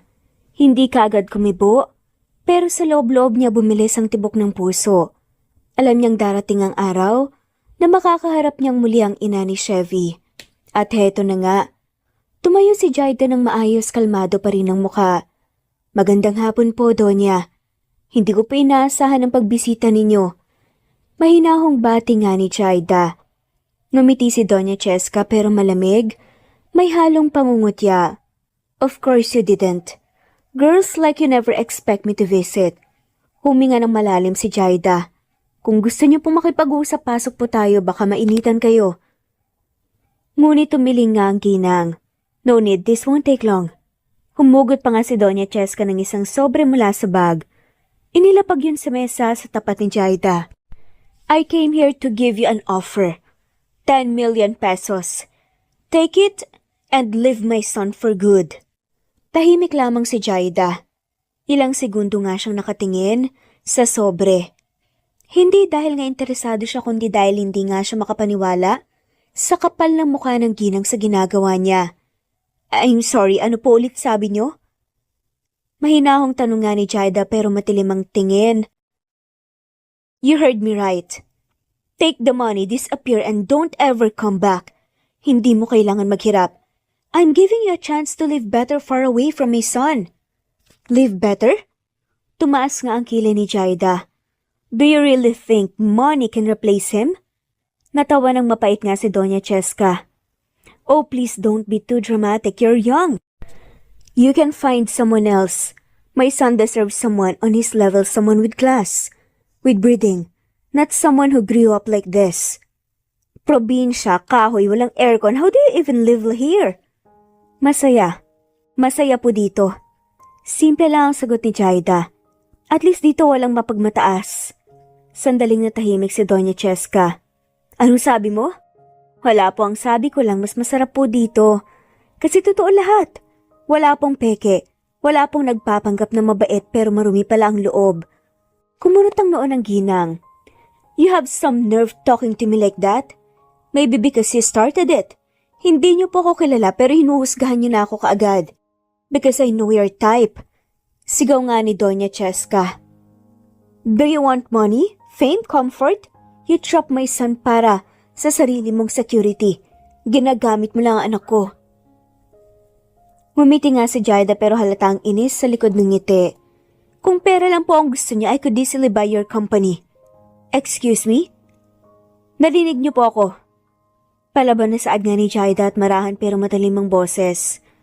Tumayo si Jaida, nilapitan si Doña Cheska at sa harap ng ginang ay inilapit nga ang mukha niya. Magkano po ulit ang alok niyo? 10 million? 10 million? Pagulit nga ni Doña Cheska. Okay, then let me make a counter offer. Ngumisi nga si Jaida. Ano? Takang tanong naman ni Doña Cheska. 20 million. Saad nga ni Jaida. Napakunot ang noo ni Doña Cheska. Anong sinasabi mo? Bibigyan po kayo ng 20 million. Mahinahong sabi nga ni Jaida. If you stop interfering with our lives. 20 million cash if you promise never to insult me again. Are you out of your mind? Do you even know who you are talking to? Yes. Sagot nga ni Jaida at diretsong tingin. A woman blinded by pride. Napasinghap si Doña Cheska. I'm not done. I'm not just some poor girl, Doña. I am Jaida Santiago Villarreal, the granddaughter of Tara Santiago, heiress of Villarreal Holdings, so please. Ngumiti nga si Jaida ng matalim at nagpatuloy. Don't insult me with your cheap offer. Nanlaki mga mata ni Doña Cheska. What? Villarreal Holdings? Yes. And just so you know, I could have easily bought your son's company if I wanted to. But I didn't because I love him, not his wealth. Tahimik nga si Doña Cheska. Halata ang gulat sa mukha niya para hindi makapaniwala. If that's true, bakit mo tinago? Kasi gusto ko ng normal na buhay. Sabi nga ni Jaida. Gusto kong maramdaman kung paano mabuhay nang hindi tinitignan sa apelyido at estado. Gusto kong makilala ng mga tao dahil sa kung sino ako, hindi dahil sa yaman namin. Natahimik nga lamang ang ginang. So you are telling me na kaya mo pinilangan ako? Hindi sa ganon. Because I love him. Putol pa nga ni Jaida, diretsong tingin. Walang halong interes, walang halong pera, just love. Ngayon ay si Doña Cheska naman ang hindi makatingin. Na tila naiilang at nahihiya. Hindi ko alam. Bulungan ni Doña Cheska. All this time akala ko. Akala niyo po ano? Mahirap ako? I don't blame you, hindi niyo lang po kasi kayang isipin na may taong pipili ng simpleng buhay kahit mayaman siya, but I did. Tumawa si Jaida ng mahina at sarcastic. Huminga naman ng malalim si Doña Cheska. Kung totoo man lahat ang sinasabi mo, then you are a brave woman. Ngumiti si Jaida may halong pagod. Hindi po ako brave. I'm just a woman who loves your son too much to let him go. Lumapit si Jaida. Marahan nga pero may respeto. Pero kung gusto niyo pa rin po akong bayaran para lumayo, gawin na lang nating fair. 20 million para pareho po tayong hindi lugi. Natawa ng mahina si Doña Cheska. Pero sa unang pagkakataon may halong hiya nga sa tawa niya. Here's something else, Jaida. Thank you. I take that as a compliment. Sagot nga ni Jaida. Tumayo si Doña Cheska marahang tumango. I misjudge you. Maybe pero okay lang po. Sabi nga ni Jaida. Habang papaalis nga huminto si Doña Cheska sa pinto, sandaling lumingon kay Jaida. You really love him, don't you? Nagnod nga si Jaida. With all my heart. At doon sa unang pagkakataon nakita ni Doña Cheska ang isang babae na hindi kayang bilhin ng kahit na anong halaga. Hindi pera ang meron kay Jaida kundi dangal at pag-ibig na totoo. Pag-alis si Doña na iwan nga si Jaida sa balgonahe, marahang hinaplas ang tiyan niya. See that baby? Mama just fought for you and for your dad. Bulungan ni Jaida may ngiti sa mga labi. Napangiti si Jaida hanggang sa ilang minuto lang. Narinig niyang bumukas ang mabilis ang gate na may malalakas nga na yabag sa labas. Bumungad ang boses ni Chevy malalim at halatang galit. Jaida, nasan siya? Sigaw nga ni Chevy halatang hinahanap nga ang ina. Nagulat si Jaida na palingon kaagad sa pintuan. Chevy? Anong nangyayari? Mahinang tawag nga ni Jaida. Pagpasok nga ni Chevy bakas ang inis sa muka. Pawisan pero nangingibabaw ang galit sa mga mata niya. Nasaan si Mama? Nandito ba siya kanina? Halos pasigaw na tanong pa nga ni Chevy. Dumiretso nga sa gitna ng sala. Umiling si Jaida bahagyang kinakabahan. Umalis na siya, Chevy. Kakalis lang. Sad nga ni Jaida. Napaigting lalo ang panga ni Chevy. Kitang pagpipigil sa sarili. Sa totoo nga dumating siya rito. Chevy. Sad nga ni Jaida. Pero hindi pa tapos si Chevy. I told her not to come here. Sinabihan ko na siya na wag na niyang gagalawin, na wag kanyang kakausapin. Bakit ba ang hirap sa kanyang makinig? Nilapitan nga siya ni Jaida at marahang hinawakan ng braso nga ni Chevy para pakalmahin ito. Please calm down. Baka marinig ng mga kapitbahay, nakakahiya. Hindi ko kayang kumalma, Jaida.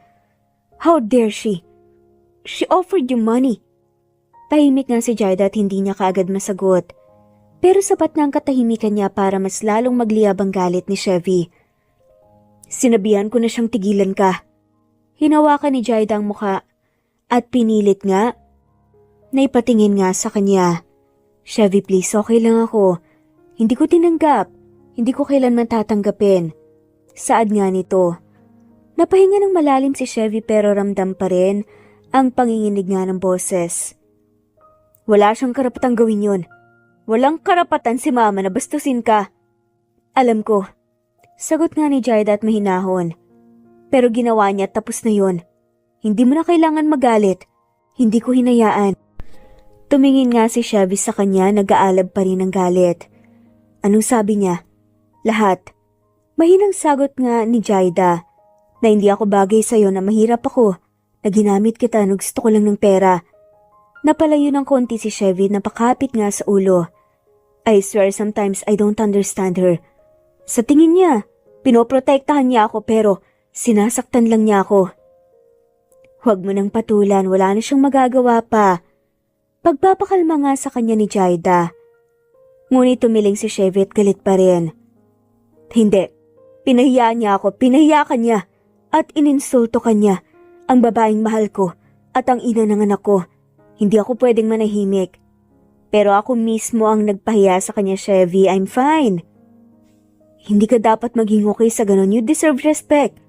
Ano? Tumahimik nga si Jaida, ramdam niya ang tindi ng galit ni Chevy pero may halong lungkot yun. Nagaling nga sa pagka-disappoint sa sariling ina. Chevy, nakita ko kung gaano ka mabuting anak. Alam kong mahal mo ang mama mo kahit minsan napapagalitan ka niya. Pero hayaan mo na siya. Tumingin nga si Chevy kay Jaida.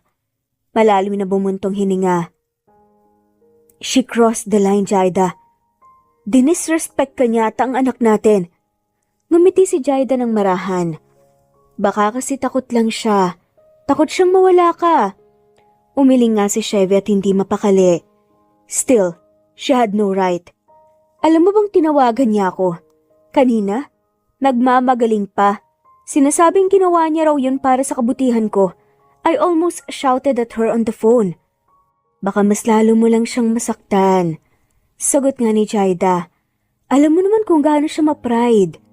Exactly. Her pride is the reason why she always ruins everything. Galit pa rin ang tono ni Chevy. Napahinga ng malalim si Jaida. Nilapitan niya ulit si Chevy. Hinaplos ang pisngi ni Jaida. Hey, look at me. Hindi ako umiyak, hindi ako nagalit, hindi ako na-stress. Hindi ko siya pinatulan. Hindi mo siya pinatulan? Halos hindi makapaniwalang saad ni Chevy. Ngumiti nga si Jaida. Of course not. I just told her who I really am. Napakunot ang noon ni Chevy. Anong ibig mong sabihin? Sinabi ko sa kanya ang totoo. Ang tungkol sa pamilya ko. Nanlaki mga mata ni Chevy. You mean sinabi mo na Villarreal ka? Tumango si Jaida, kalmado, and I think she almost fainted. Sandaling natahimik nga si Chevy sa unang pagkakataon na palitan nga ng pagtataka at bahagyang ngiti ang galit niya. Sinabi mo talaga sa kanya? Oo nga. Inoferan ko pa nga siya ng 20 million counter offer sa 10 million niya. 20 what? Napatawa nga si Chevy, halatang hindi makapaniwala. You offered my mom 20 million pesos. Well, nagumpisa naman siya Inoferan niya ako ng 10 million. Para daw iwan kita so I thought, why not return the favor? Ngayon tuluyang napangiti si Chevy pero halata pa rin ang inis. Sana nakita ko man lang yung mukha niya. Sad pa nga ni Chevy. Tahimik siya. Tamimi, hindi nakasagot.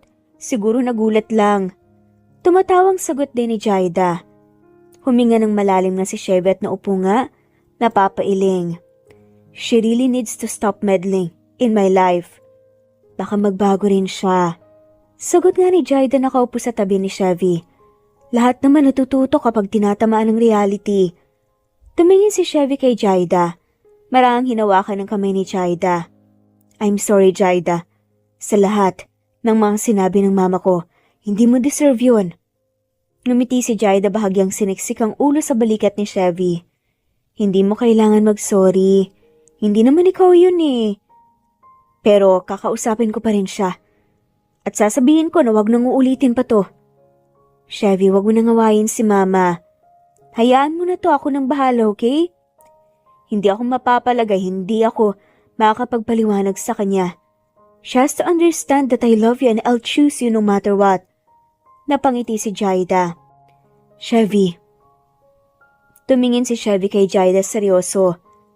I mean it, Jaida. I'm done hiding. I'm done letting her decide for me. Ikaw ng pamilya ko ngayon. Tahimik silang dalawa ng ilang sandali pa. Nakatitig sa isa't isa. Then promise me one thing. Ano yun? Promise me you'll still love your mom kahit ganun siya. Kahit sa dulo.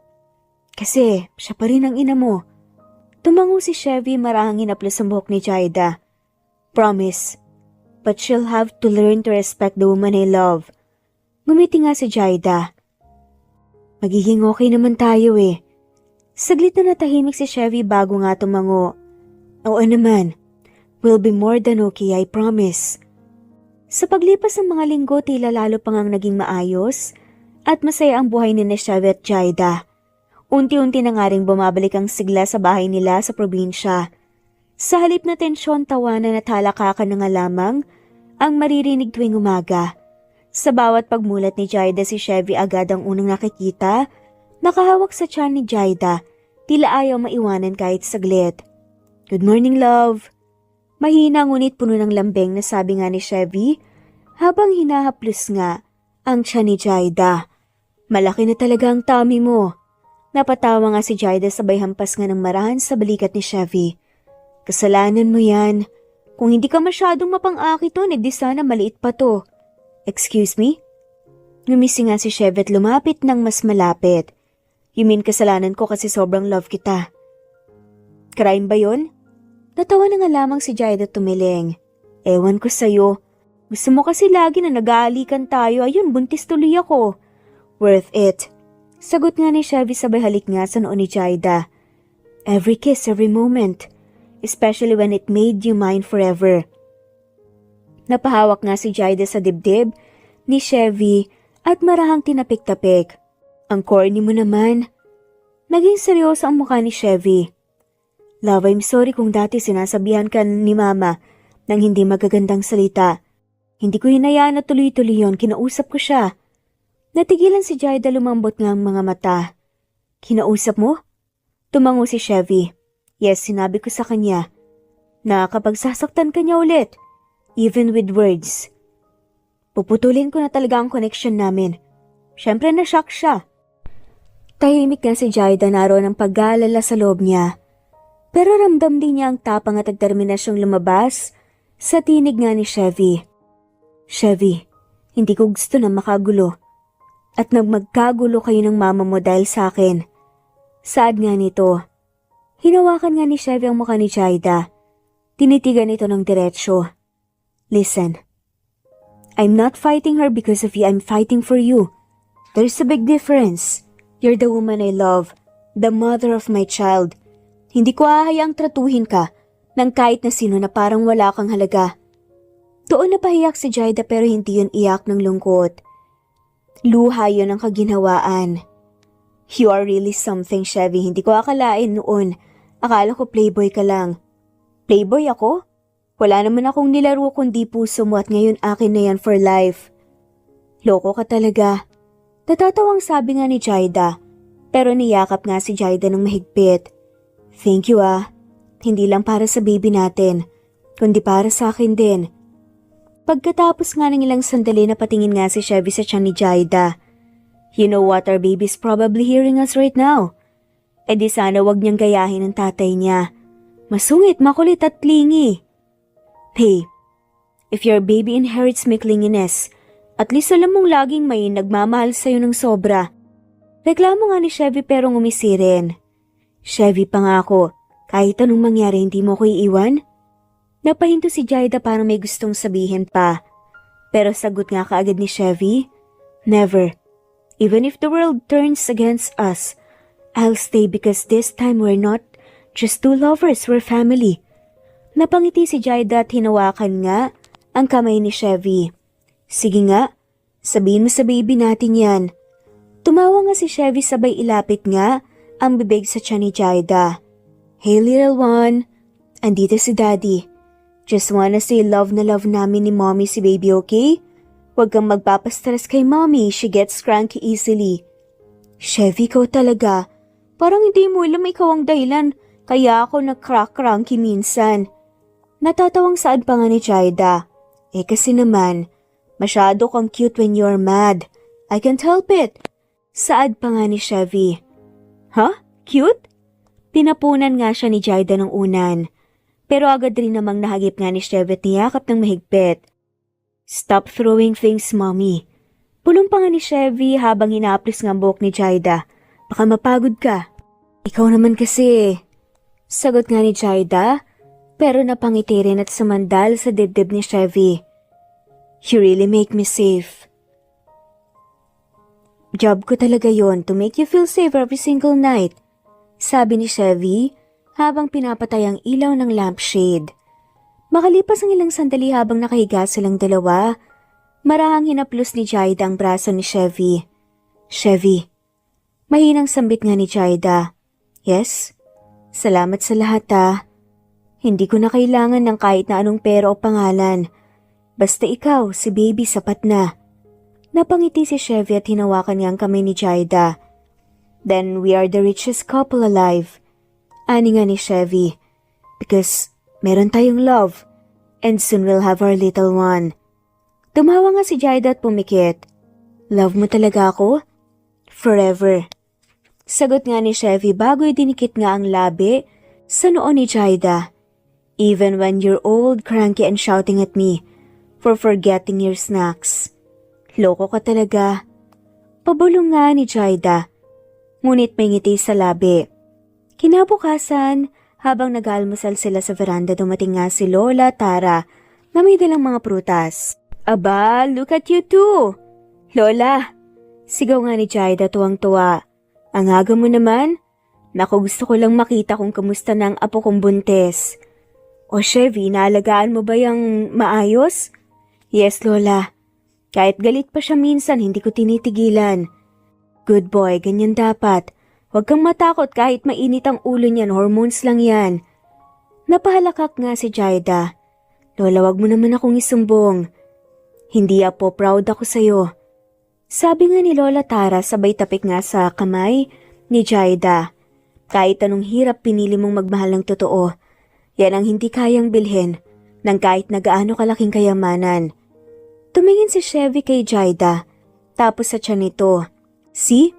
Even Lola agrees with me, love is priceless. Ngumiti nga si Jaida. And ours is forever.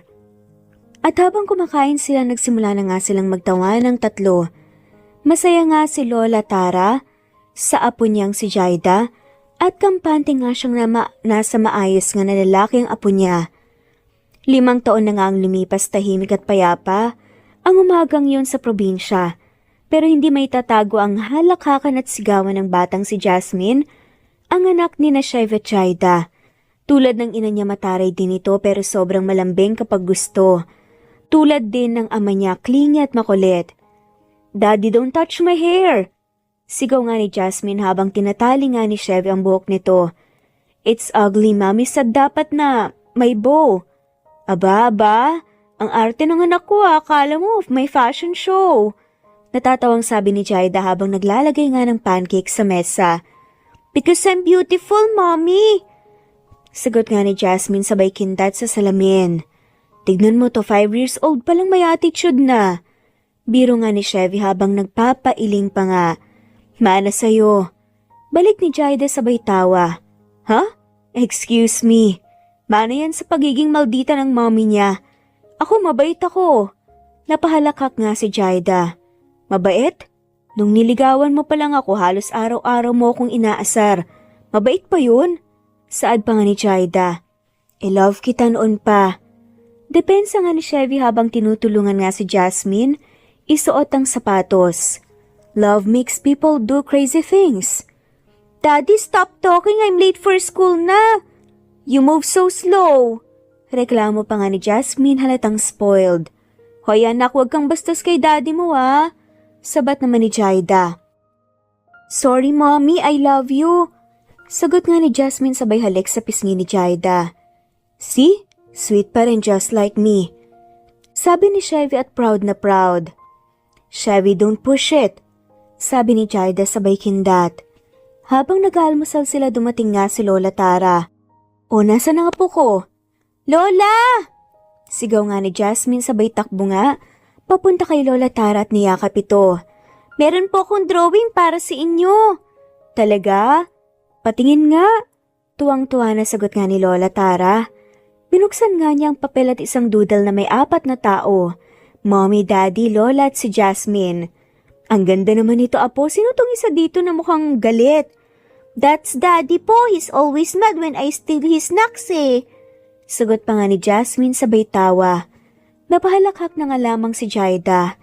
Tama ka dyan anak, kahit ako pinagdadamot niya minsan. Hoy, hindi ako madamot, protective lang ako sa snacks ko. Sabay sabat nga ni Chevy. You're funny, Daddy. Halakhak nga ni Jasmine. Habang nagtatawanan silang lahat, dumating ang isang itim na kotse sa labas ng bakuran. Pumasok si Doña Cheska kasama ang anak niyang si Krisha. Pareho silang nakaayos, elegante, Pero mas magaan na ang aura nila ngayon. Wala nang dating lamig at yabang. Tahimik sandali si Jaida pero agad din naman siyang ngumiti. Mama Cheska! Bati nga ni Jaida mahinahon. Jaida, can I come in? Sagot ni Cheska, may bahid nga ng emosyon ng boses. Of course. You're welcome here. Sagot nga ni Jaida sabay lapit. Sumunod si Chevy halatang kabado nga pero nakangiti rin. Hi ma. Hanggang ngayon mailap pa rin ang ina ni Chevy sa kanila lalo na kay Jaida. Pero kahit paano ay maayos naman na ang turing ni Doña Cheska kay Jaida dahil natakot na nga rin sa sinabi nga ni Chevy o naiiwanan na nga ni Chevy ang lahat. Ngumiti rin si Doña Cheska at sa unang pagkakataon, miyakap niya si Jaida. Mahigpit puno ng pagsisisi. I was wrong. Ginudge kita. Without knowing who you truly are. I'm sorry anak. Bulong nga ni Doña Cheska. Napaluha nga si Jaida. Pero ngumiti. Tapos na po yun ma. Matagal na kitang pinatawad, masaya ako na nandito ka. Sumingit nga si Krisha, sabay halik sa pisngi ni Jaida. Ate Jaida, ang tagal kong gustong sabihin salamat kasi hindi ka nagtanim ng galit sa amin ng sobra. Ang bait mo pa rin. Ngumiti nga si Jaida. Tayo-tayo rin naman ang pamilya. Wala nang dahilan para magalit pa. Wow, I never thought I'd see this day. Tinapik nga ni Doña Cheska ang balikat ng anak. You did well, iho. You chose the right woman. Habang nagkakape silang lahat ramdam nga ni Jaida, ang gaan ng paligid. Ang saya pala pagkumpleto. Sabi nga ni Jaida, habang nakatingin nga sa anak nila na naglalaro kina Krisha at Lola Tara. Oo nga, after everything we finally have peace. Sangayon nga ni Chevy sabay yakap nga sa kanya mula sa likod. Tumingin nga si Jaida sa asawa niya at may ngiting puno ng pagmamahal. You're still the same. Clingy, sweet and annoying. And you're still my favorite, maldita. Sagot ni Chevy sabay halik nga sa pisngi ni Jaida. Ew, Daddy, stop kissing Mommy, yak! Sigaw pa nga ni Jasmine. Nagtinginan sila Jaida at Chevy sabay natawa na nga lamang. Anak, ganyan talaga pag in love. Paglaki mo, maintindahan mo rin yan. Sabi ni Jaida habang pinapagalitan kunwari ang anak. I don't want love. Sagot nga ni Jasmine nagtatampong cute. I only love snacks. Mana talaga sa tatay. Bulungan ni Jaida. Lahat ay nagtawanan at sa gitna ng tawanan, nagtagpo ang mga mata ni na Jaida at Chevy. May mga alaala ng lahat ng pinagdaanan nila, ang sakit, ang laban, at ang pagmamahal na hindi nasukat ng kahit gaano karaming pera. Ngayon, wala nang galit. Si Jaida, ang babaeng simpleng lumaki sa probinsya, ay masayang asawa at ina. Si Chevy, ang lalaking minsang marangya, ang buhay ay mas pinili ang simple kasama ang anak at asawa. At si Jasmine, ang kanilang malditang prinsesa, ang patunay ng kanilang pinaglaban. At sa huling sandaling iyon, ramdam nila ang kapayapaang minsan lang dumating, ang kapayapaang bunga ng pagmamahal na ipinaglaban hanggang dulo. Ang tunay na pag-ibig ay hindi nasusukat sa yaman, kapangyarihan o pangalan.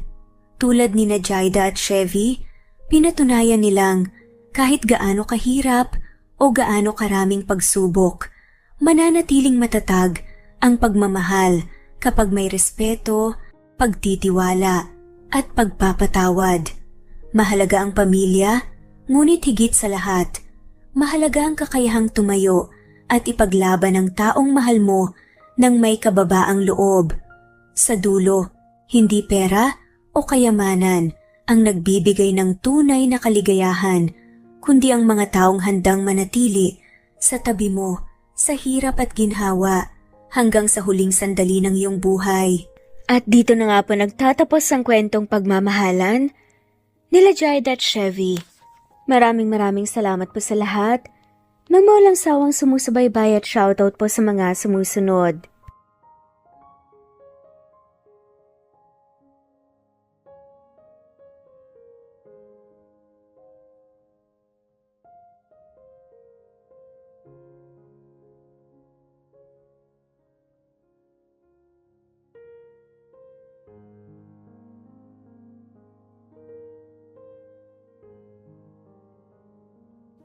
Presbyteros Rose, Maria Evangelista, Eli Evangelista Anderson, Marisa de los Reyes of Saudi Arabia, Conchita Alos Rage, Ana Flor Saico, Christian Fidelino, Judith Castro, Beth Sardina, Jelly Tampos, Fatma Mansul, Senenor Zame, Flor Cabrera of Santa Rosa Laguna, Liliano Bebe,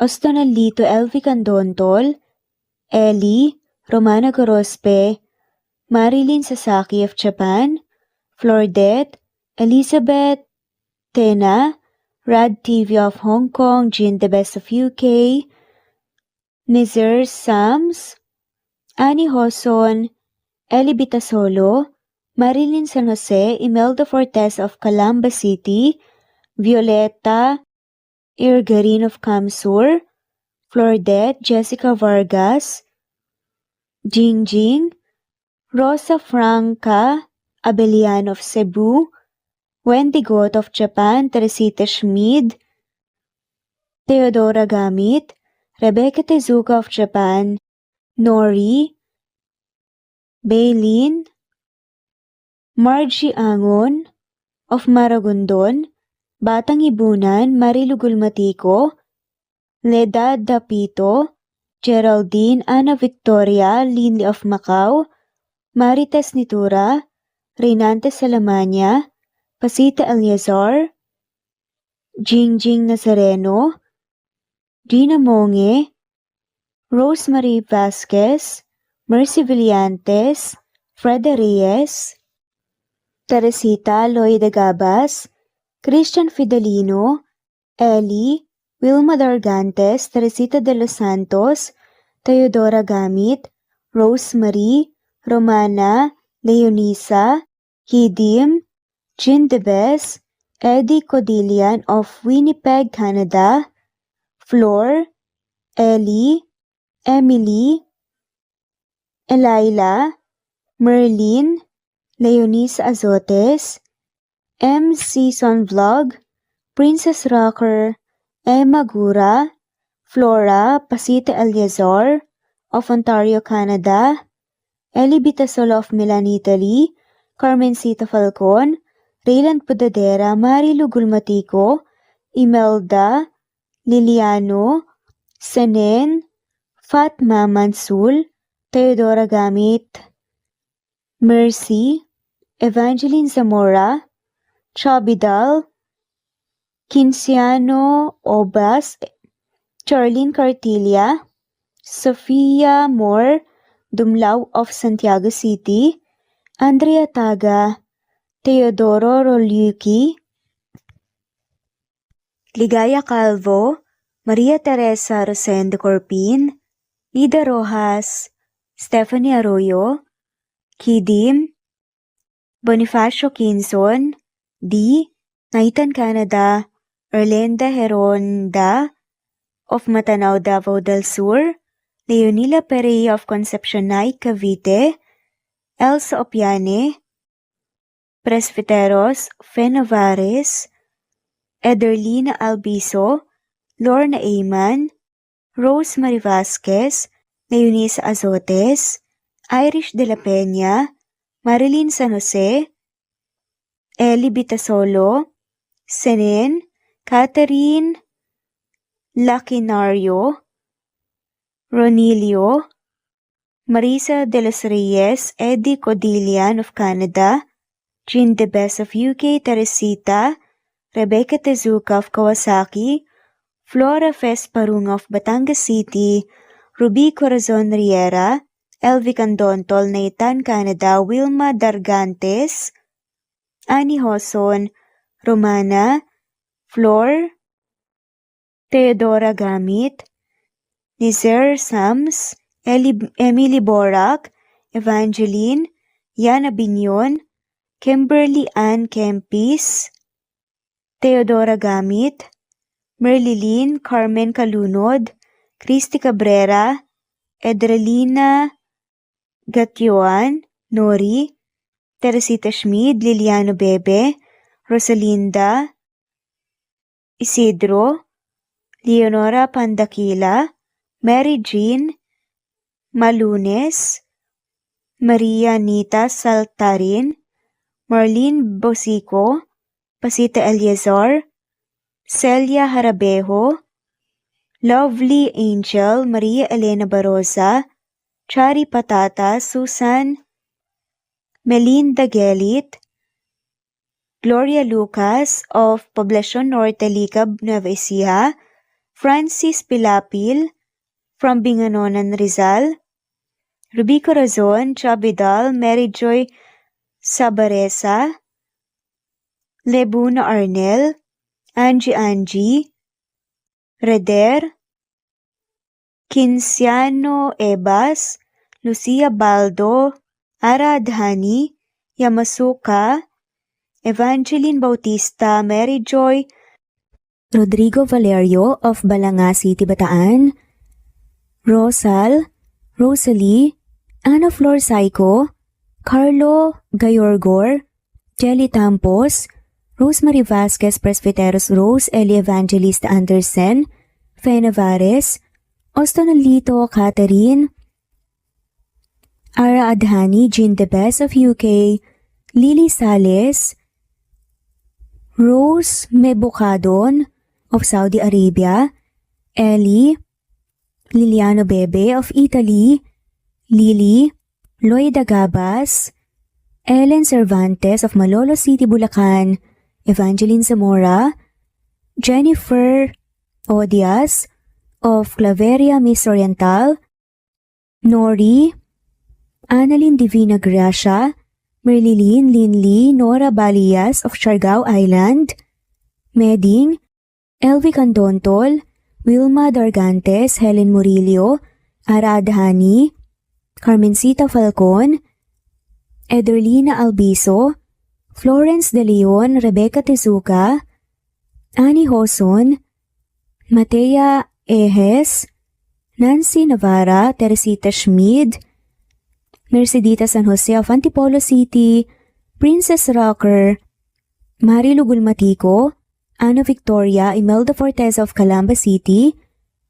Jan Lulete, Batang Ibunan, Pinay, Elsa Kimura, Fatima, Eli Ramirez of Caloocan, Liliano, Saida, Flordet, Helen Murillo, Jelly Tampos, Senen Orzame, Elaila, Leonisa Azotes of Bacolod City, Pasita Eliazar, Romana Gorospe, Flor Cabrera of Laguna, Carmencita Falcon, Ronilio, Conchita Alcos, Rosemary Vasquez, Eli Bitasolo of Milan, Italy, Marilyn San Jose, Fe Navares, Annie Hoson, Evangeline Zamora, Imelda Taay, Charlene Cartilia, Julieta Hermosura, Elvi Candontol, Teresita Schmid,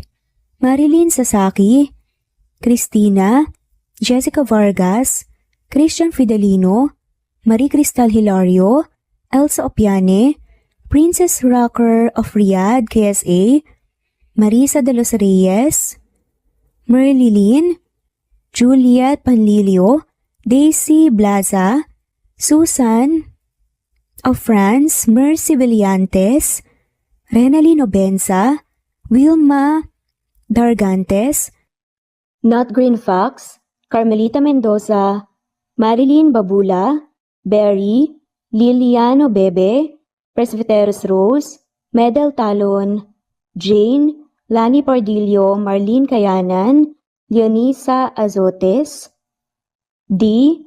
Marie Ramos, Araceli Lilio Saria, Miras Channel, Raquel Epe, Gina Tutor, Jane Hartley, Sunshine Sotalbo, Maricel Cabigon, Merlin Baroza, Gina Marayo, Merlin Rodel Obejero, Hans, Cecilia Comoda, Tahan Vlog, Merlin, Kuya Atok, Maria Merly Brogada, Marilu Kabantak, Filipina, Aileen Mercedita San Jose, Lovina Galang, Lilian Teresita de Jesus, Monina Aviles, Yula Pedrona, Romana Gorospe, Rosemary Vasquez, Marley Lazaraga, Leonisa Azotes, Jocelyn Tancinco, Estelita Mahia, Ding Lege,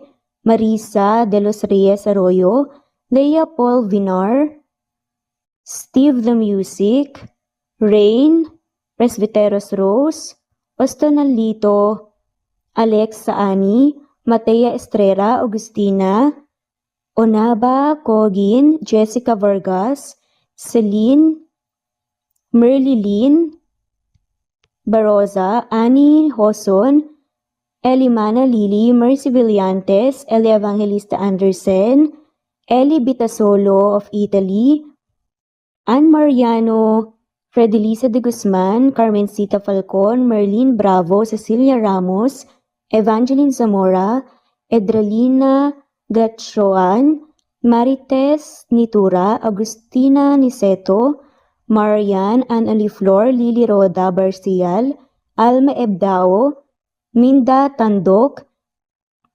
Flores, Melinda Sano, Thelma Mora, Juliet Panlilio, Edna, Elvie, Delia, Fenavares, Sally Lariano, London Villas, Danica Selga, Lani Pardillo, Teresita Schmid, Charlie, Nora Bell Evans, Roger, Lloyd Dasalon, Bella, Nelly Ortiz, Mary Rose Carillo Jesusa, Enday Samante, Enday Lebra, Yolanda Tejida, Honey Villasenor, Tessie, Marichan, Ann Mariano, Wilma Guzman, Gabrielio, Liu, Maria Rica Natividad, Melanie Juan, Anita Hernando, Teresita Arevalo,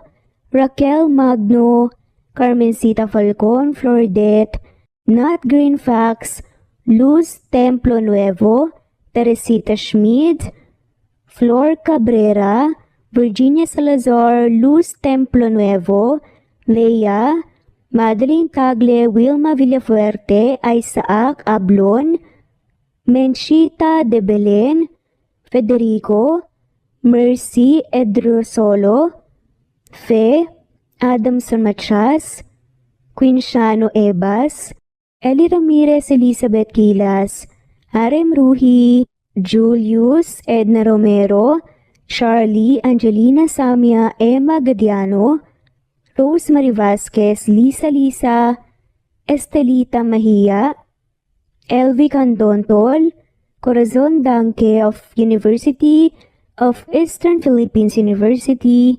Teresita, Neil Bacolor, Evangeline Zamora, Charlie Jane Clemente, Susan Upaga, Susan Rodrigo, Fred Deliza de Guzman, Juby Hernandez, Helen Murillo, Edarlina Fahil,